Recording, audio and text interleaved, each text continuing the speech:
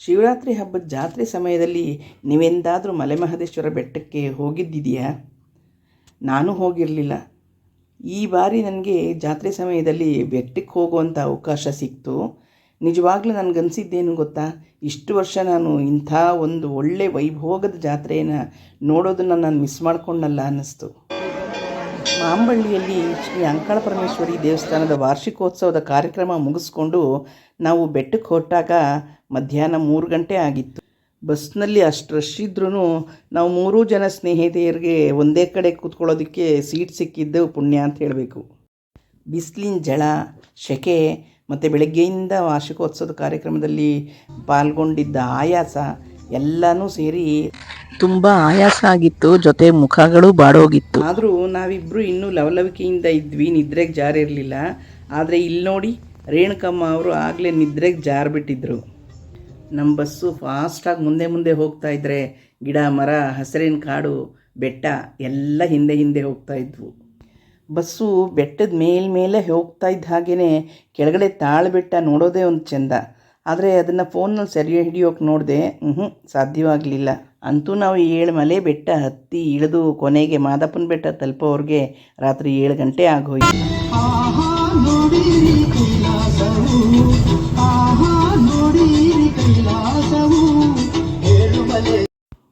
ಅಂತೂ ನಾವು ಬೆಟ್ಟದಲ್ಲಿ ಬಸ್ ಇಳಿದಾಗ 7:30 ಆಗಿತ್ತು.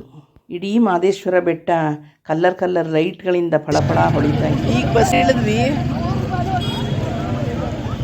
ಕಾಫಿ ಕುಡಿಯೋಕೆ ಹೋಗ್ತಾ ಇದ್ದೀವಿ. ಕಾಫಿ ಕುಡ್ಕೊಂಡು ಆಮೇಲೆ ರೂಮ್ ಮಾಡಿದ್ದಾರೆ, ರೂಮ್ಗೆ ಹೋಗ್ಬೋದು. ನೋಡಿ ಎಷ್ಟು ಜಗಮಗ ಅಂತ ಬೆಳಗ್ತಾ ಇದೆ ಇಡೀ ಮಹದೇಶ್ವರನ ಬೆಟ್ಟ.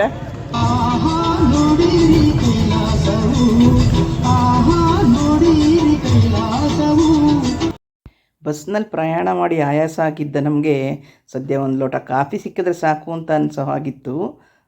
ಆ ಟೀ ಅಂಗಡಿಯವರು ನಮಗೆ ಕಾಫಿ ಚೆನ್ನಾಗಿ ಮಾಡಿಕೊಟ್ಟಿದ್ರು, ಅಥವಾ ನಮಗೆ ಕಾಫಿ ಕುಡಿಬೇಕು ಅಂತ ಅನಿಸ್ತಾ ಇದ್ದಿದ್ದಕ್ಕೆ ನಮಗೆ ಕಾಫಿ ಚೆನ್ನಾಗಿದೆ ಅನ್ನಿಸ್ತು. ಅಂತೂ ಮಾದಪ್ಪನ ಸಾಂಗ್ ಹಾಕಿದ್ರಲ್ಲ ಟೀ ಅಂಗಡಿಯವರು, ಅದ್ರ ಜೊತೆ ಕಾಫಿ ತುಂಬ ಚೆನ್ನಾಗಿತ್ತು. ನಾವೆಲ್ಲ ಸುಸ್ತಾಗಿ ಕೂತ್ಕೊಂಡು ಕಾಫಿ ಕುಡಿತಾ ಇದ್ದಾಗ ಕೋಮ್ಲಾ ಅವರು ಇನ್ನೂ ಲವಲವಿಕೆಯಿಂದ ವಿಡಿಯೋ ಮಾಡ್ತಾಯಿದ್ರು. ಅಲ್ಲಿ ಕಾಫಿ ಕುಡ್ಕೊಂಡು ನಾವು ಸೀದಾ ಹೋಗಿದ್ದು ನಾಗಮಲೆ ಭವನಕ್ಕೆ. ಅಲ್ಲಿ ರೂಮ್ ಮಾಡಿದ್ರು. ಬೇಗನೆ ಎಲ್ಲರೂ ಫ್ರೆಶ್ ಅಪ್ ಆಗಿ ದೇವಸ್ಥಾನದ ಹತ್ರಕ್ಕೆ ಹೊರಟ್ವಿ. ದೇವಸ್ಥಾನ ಅಂತೂ ನೋಡೋಕೆ 2 ಕಣ್ಣು ಸಾಲದು, ಹಾಗೆ ಜಗಮಗ ಅಂತ ಬೆಳಗ್ತಾ ಇತ್ತು. 4-5 ದಿನದಿಂದ ಜಾತ್ರೆ ನಡೆದಿದೆ, ಇವತ್ತೇ ಕೊನೆ ದಿನ ಅಂತ ಹೇಳ್ತಾಯಿದ್ರು. ಹಾಗಾಗಿ ಅಷ್ಟು ಜನ ಸಂಖ್ಯೆ ಜಾಸ್ತಿ ಇರಲಿಲ್ಲ, ರಶ್ ಇರಲಿಲ್ಲ. ಹಾಗಾಗಿ ನಮಗೆ ಸಲೀಸಾಗಿ ದೇವರ ದರ್ಶನ ಆಯಿತು. ದೇವಸ್ಥಾನದ ಒಳಗಡೆನೂ ಅಷ್ಟೇ ನೋಡಿ, ಎಷ್ಟು ಚೆನ್ನಾಗಿ ವಿದ್ಯುತ್ ದೀಪಗಳಿಂದ ಅಲಂಕಾರ ಮಾಡಿದ್ರು. ನೋಡೋಕೆ ಅಷ್ಟು ಚೆನ್ನಾಗಿ ಕಾಣ್ತಾ ಇತ್ತು ದೇವಸ್ಥಾನ.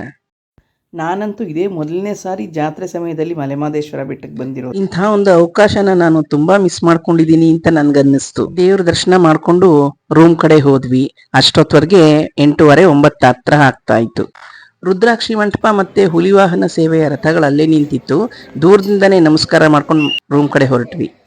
ಬೆಳಿಗ್ಗೆ ಎದ್ದು ರೂಮ್ನಿಂದ ಹೊರಗಡೆ ಬಂದರೆ ನಮಗೆ ಎದುರಿಗೆ ಸರಿಯಾಗಿ ಮಾದೇಶ್ವರನ ಸ್ಟ್ಯಾಚು ಕಾಣ್ತಾ ಇತ್ತು. ಬೆಳಗ್ಗೆನೆ ಮಾದಪ್ಪನ ದರ್ಶನ ಆಗಿದ್ದು ತುಂಬ ಖುಷಿ ಆಯಿತು. ಮಾದಪ್ಪನಿಗೆ ಕೈ ಮುಗ್ಕೊಂಡು ಹಾಗೆ ಹೋಟೆಲ್ಗೆ ಹೋಗಿ ಕಾಫಿ ಕುಡ್ಕೊಂಡು ಬಂದ್ವಿ. ನಾವು ಬರೋ ಅಷ್ಟರಲ್ಲಿ ಒಂದು ಬೇಜಾರಿನ ಸಂಗತಿ, ಒಂದು ಕೆಟ್ಟ ಸುದ್ದಿ ಬಂದಿತ್ತು. ಅಂದರೆ ನಮ್ಮ ಜೊತೆ ಬಂದಿದ್ರಲ್ಲ, ಅವ್ರ ಮನೆಯವರು ಒಬ್ರು ಯಾರೋ ತೀರೋದ್ರು ಅಂತ ಊರಿಂದ ಫೋನ್ ಬಂದಿತ್ತು. ಹಾಗಾಗಿ ನಮ್ಮಲ್ಲಿ ಒಂದು 4-5 ಜನ ದೇವಸ್ಥಾನಕ್ಕೆ ಬರೋಕ್ಕಾಗಲಿಲ್ಲ. ಅವರು ವಾಪಸ್ ಊರಿಗೆ ಹೊರಟೋದ್ರು. ನೋಡಿ, ಎಲ್ಲದಕ್ಕೂ ಭಗವಂತನ ಕೃಪೆ ಇರಬೇಕು ಅನ್ನೋದು ಇದಕ್ಕೆ. ಅವರು ಪಾಪ ಬೆಟ್ಟಕ್ಕೆ ಬಂದು ದೇವಸ್ಥಾನಕ್ಕೆ ಬರದೇ ಇರೋ ಹಾಗಾಯ್ತಲ್ಲ ಅಂತ ಬೇಜಾರಾಯಿತು. ಇನ್ನು ಉಳ್ಕೊಂಡಿದ್ದು ನಾವು 3 ಜನ. ಸರಿ ಅಂತ ನಾವು ದೇವಸ್ಥಾನಕ್ಕೆ ಹೋಗಿ ದರ್ಶನ ಮಾಡಿಕೊಂಡು ತೀರ್ಥ ಪ್ರಸಾದ ತಗೊಂಡು ಹುಲಿವಾಹನದ ಸೇವೆ ಮತ್ತು ರುದ್ರಾಕ್ಷಿ ಮಂಟಪ ಎಲ್ಲ ಕಡೆನೂ ಪೂಜೆ ಮಾಡಿಸಿ ಮಂಗಳಾರತಿ ತಗೊಂಡು ಪ್ರಸಾದ ತಗೊಂಡ್ವಿ. ನಾವು 3 ಜನ ತಗೊಂಡಿದ್ದಿದ್ದು ಹೂವನ್ನ ಕೋಮ್ಲ ಎಲ್ಲ ಒಟ್ಟು ಮಾಡಿ ಒಂದು ದೊಡ್ಡ ಹಾರ ಥರ ಮಾಡಿದ್ರು. ಅದನ್ನ ದೇವ್ರಿಗೆ ಅರ್ಪಿಸಿದ್ವಿ. ಈ ಮಗುವಿನ ಮುಗ್ಧ ಭಕ್ತಿ ನೋಡಿ ಹೇಗಿದೆ. ಅದೇ ದೇವರು.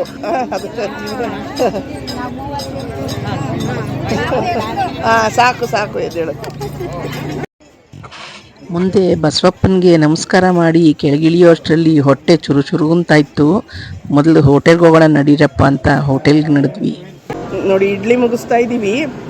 ನೆಕ್ಸ್ಟ್ ದೋಸೆ ರೆಡಿ ಇದೆ. ಮಳೆ ತಿನ್ಕೊಂಡ್ರಾ? ಇಲ್ಲಿ ನೋಡಪ್ಪ ವಡೆ ಇಟ್ಕೊಂಡವ್ರೆ ಇವ್ರೊಂದು ಸ್ವಲ್ಪ.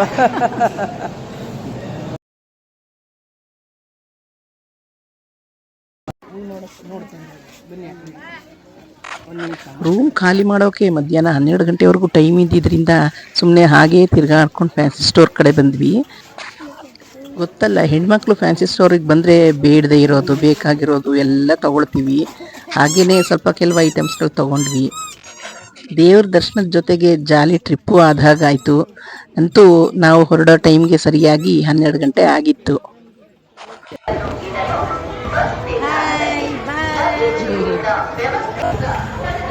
ನಮ್ಮ ಪ್ರಯಾಣ ಮುಗಿತು, ಲಾಸ್ಟ್ ಬೈಟು. ಫ್ರೆಂಡ್ಸ್, ಈ ವಿಡಿಯೋ ಮಾಡಿ 3 ತಿಂಗಳಾಗಿತ್ತು, ಆದರೆ ಅಪ್ಲೋಡ್ ಮಾಡೋಕೆ ಆಗಿರಲಿಲ್ಲ. ಹಾಗಾಗಿ ನಮ್ಮ ಖುಷಿನ ನಿಮ್ಮ ಜೊತೆ ಹಂಚ್ಕೊಳ್ಳೋಣ ಅಂತ ಈ ವಿಡಿಯೋ ಈಗ ಅಪ್ಲೋಡ್ ಮಾಡಿದೆ. ಇನ್ನೂ ಯಾರು ನನ್ನ ಚಾನಲ್ನ ಸಬ್ಸ್ಕ್ರೈಬ್ ಮಾಡ್ಕೊಂಡಿಲ್ಲ, ದಯವಿಟ್ಟು ಸಬ್ಸ್ಕ್ರೈಬ್ ಮಾಡ್ಕೊಂಡು ನೋಡಿ. ಮುಂದಿನ ವಿಡಿಯೋದಲ್ಲಿ ಸಿಗೋಣ ಅಲ್ಲ. ಎಲ್ರಿಗೂ ಒಳ್ಳೆಯದಾಗಲಿ. ನಮಸ್ಕಾರ.